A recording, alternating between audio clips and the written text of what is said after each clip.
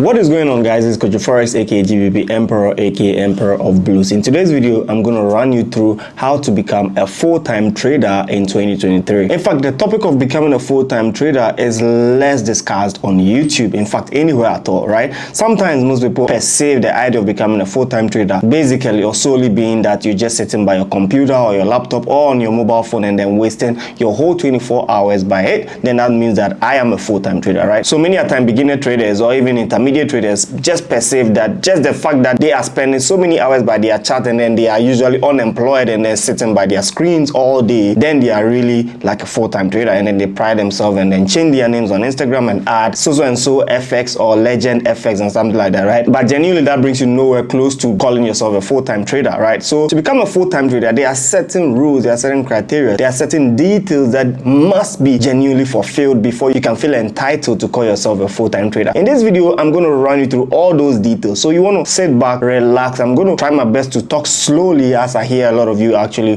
complain that sometimes I really rattle. Nonetheless, I'm just a natural fast talker, but I'm going to take my time to break this down, right? So first thing, to become a full-time trader, you must follow one important rule. That rule, it applies to all facets of life, not necessarily in trading alone, and that first rule is do the maths. Now when I say do the maths, what do I mean? Now you are the one that knows yourself. You are the one that understands your priorities, your aims, your aspirations, your goals, your current financial stance, and then just basically everything about your life. So you must first prioritize doing the maths if you really want to go full-time. Now if you're a family man and then you have kids and then you have a wife, you cannot just say, okay, I have a job but I want to go full-time trader, so I'm going to quit my job and become a full-time trader. What you stand to lose is that you're not necessarily going to be able to make that kind of a money as fast as you may think on the market to take care of your wife, your kids, school fees, and generally your family, unless of course you're a good trader already, don't get me wrong. Second is you may be a student, right after school you're thinking that rather than take your certificate and go look out for a job, you're not going to do that. You're going to stay in your room and become a full-time trader, right? And then you do not necessarily have the true understanding of what really entails just taking this initiative, right? How long are your parents going to accommodate you in the house, literally always by the screens or by your computer? Are you really going to even succeed in the next 3 years, in the next 5 years out of this aspiration that you've taken on your own? So you must really understand it. More so, you could be that you're not even living by your parents, you're living on your own, but you have like living in a very comfortable zone, maybe a 1-bedroom, 2-bedroom apartment, and you're thinking that because you're under nobody's control, you can literally drive your life the way you want, so you're going to as well just become a full-time trader. So you gather your computers, your few desktop here and there, put it in one corner of your room and thinking that this is how I'm going to live my life for the rest of my life. So are you thinking about the fact that are you going to still be able to consistently take care of yourself, your food, pay your utilities, whether you're paying light bill, internet bill, and then even renew your rental if you're so doing, right? Let's say you're even living in a rental apartment, and then to think about the fact that maybe you're going to grow out of that space and want to have a space of your own in terms of like building your own house or even purchasing a house or even starting a family, which is like getting married, like things like that. So becoming a full-time trader, first is like you got to do the math. You got to take these key details and then wrap them up pertaining to your own life, right? Let me give you my scenario. Maybe that's going to enlighten you and give you that true perspective. When I was young, when I was done with school, just around the age of 24, 25 years, I went into a very cool terms with my dad when I wanted to go into full-time trading. In fact, I really wanted to go to full-time trading after countless effort of trying to secure a job, and it wasn't really working. So even though I love trading as a passion and what I wanted to do even from school,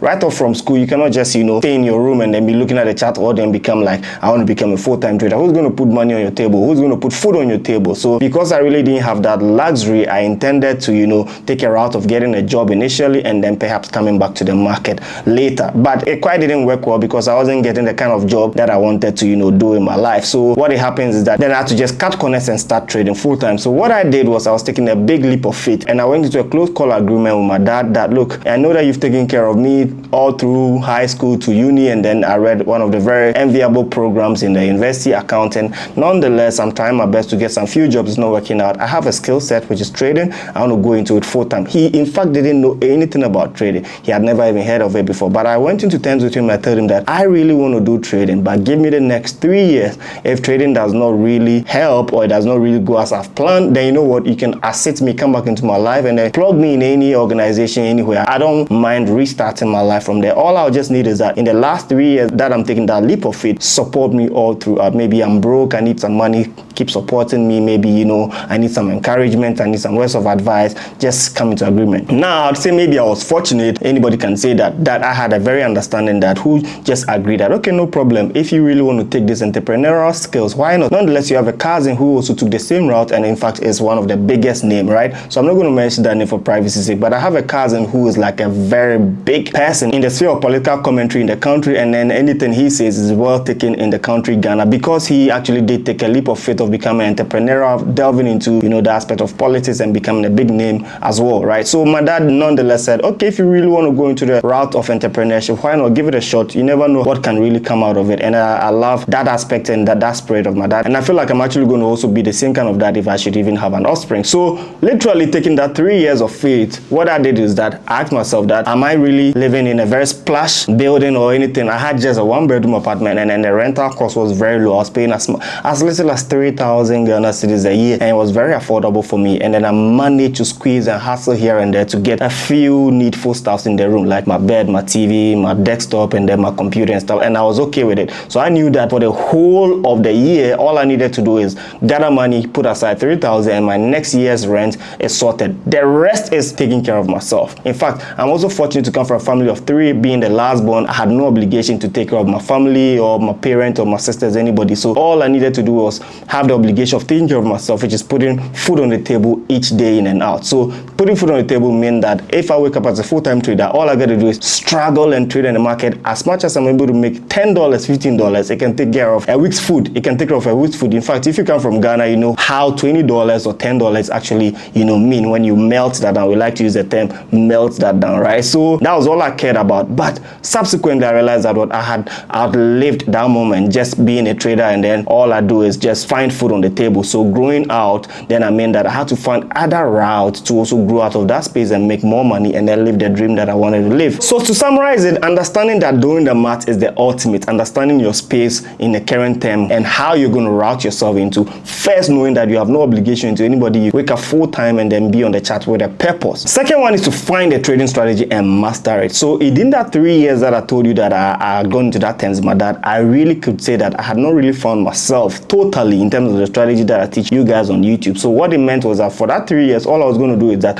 trade on the market, learn, just research and doubt myself into the market, embed myself so deeply into the market and learn all the things. So within that 3 years, I was able to actually refine and find a very fine-tuned strategy that you guys know me to use. So the next point, like I just briefly said, is that find a consistently winning trading strategy. Next up from that is master your psychology. So in fact, most people think that trading is so difficult because, like, you know, it's just difficult. No, what really makes trading difficult is the trading psychology, because sometimes it can take you as much as 1 year, 2 years, 3 years, sometimes even a decade mastering your own goddamn psychology. It can be so daunting on a trader to master psychology. So to want to be a full-time trader, then you want to quickly master trading psychology as well. So talking about psychology, I'm talking about, you know, holding on to trades, when to enter a trade, having a confidence after even blowing a trading account, you know, those type of details, right? Most people underestimate it. Psychology is so deep that it takes you time to build on the psychology of holding on the trade, build on the psychology of knowing that you have to take profit early, the psychology of knowing that you got to always be confident and not leave money on the table. Sometimes people can be so freaked out on the market that they get scared to even punch the trade and then take an entry, because they fall into what we call analysis paralysis. The market is literally ready, their setup is showing that enter this trade, they are freaking freezing on the chart, they cannot even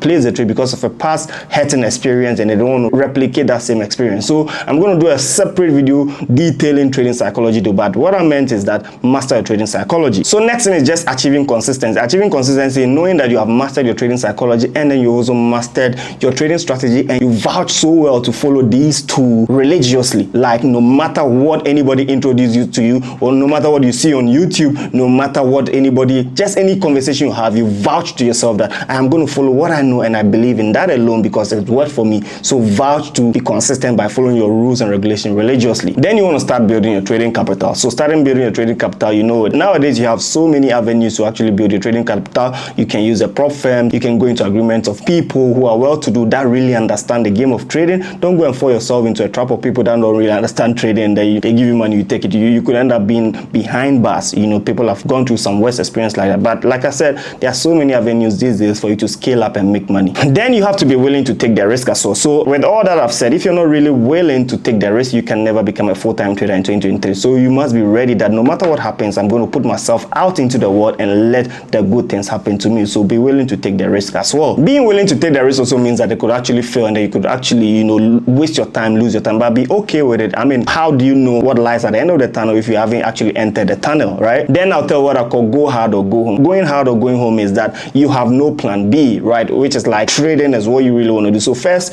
3 years, you have to tune your mind that you're not going to really want to stay on the safer side of the bench, which is like any small thing that happens to you in a way, like, no, I might as well just go and look for my certificate and go find a job, or I might as well just reapply, or I might as well just beg my manager, which I just told him that I've quit my job. So you don't really want to go on that route of conflicting yourself. Do I do this? Do I really want to do this? And go back, right? So it's like your plan B is plan A. Stick to the plan A. That is what you want to do, and then follow that rules. Now, fast lane can be great, but slow and steady always wins the race, right? Let me repeat that. Fast lane can be insanely great, but slow and steady always wins the race. So if you really want to be a consistently winning trader and a full-time one as such, even though there are so many routes to cut your corner short and then become, a full-time trader within the quickest possible time, that's like fast lane, and it can be great, but sometimes it can crash you well heavy. So you really want to follow that slow and steady progression, because that's actually the one that guarantees safer route into becoming a full-time trader and having your peace of mind, and then becoming an epitome of society's well-to-do people, right? So I hope you guys really understood this whole summary of becoming a full-time trader and you enjoyed this series. If you really want me to do something like this, smash the like button, subscribe to this channel. Let's say the 130k subscriber mark already. We're very close to that. And then click in the link in the description